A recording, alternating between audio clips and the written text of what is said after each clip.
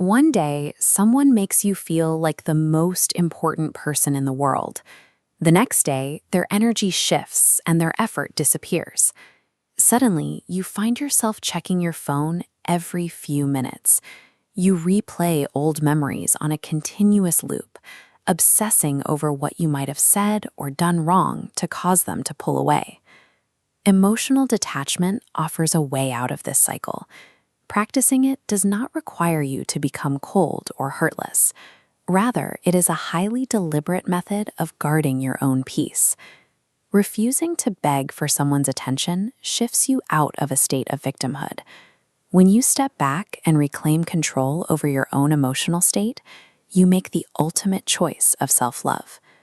Step 1 is to stop chasing people who have already stopped choosing you. Trying to force a connection with someone who simply will not match your energy only causes further pain. You might keep texting first or over-explaining yourself, hoping they will turn back into the person they used to be. But people who truly value you never make you beg for their time or respect.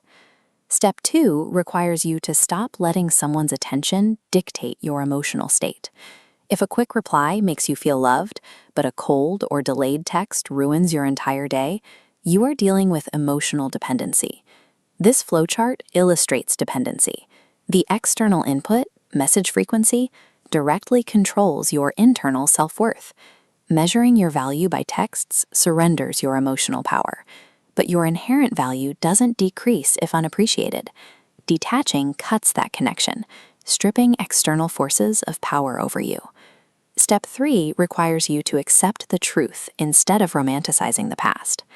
Many people stay attached because they are emotionally living in what used to be. You end up falling in love with a person's potential rather than dealing with the reality of how they are treating you right now.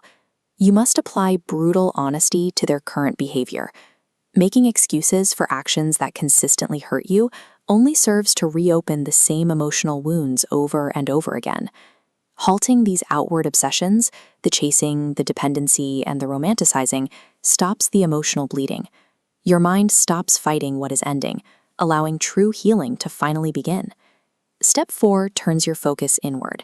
You must rebuild the relationship you abandoned with yourself. Often, you find that to keep someone else around, you sacrifice your mental health, ignore your goals, and drop the routines that once made you feel alive. You have to return to those habits. As you refocus on yourself, step 5 naturally follows. Stop taking rejection personally. When someone pulls away, it is easy to wonder if you weren't enough. However, rejection is almost always a reflection of the other person's emotional limitations, distractions, or immaturity. It is not a measurement of your inadequacy. Consider a vibrant flower blooming in a busy area. Its inherent beauty and value remain entirely intact, even if shadows walk past without noticing it. Step 6 is learning to embrace the power of silence and distance. When you feel someone pulling away, the toxic instinct is to panic, send long paragraphs, and demand explanations to force the connection back together. Silence is often misinterpreted as a passive weakness. In reality, choosing silence is an active, highly powerful display of emotional control and self-respect. Stepping back and utilizing distance creates objective clarity. It starves the emotional addiction and completely severs your cycle of dependency on that person's validation. This deliberate inward pivot turns the pain of abandonment into a secure foundation of independence.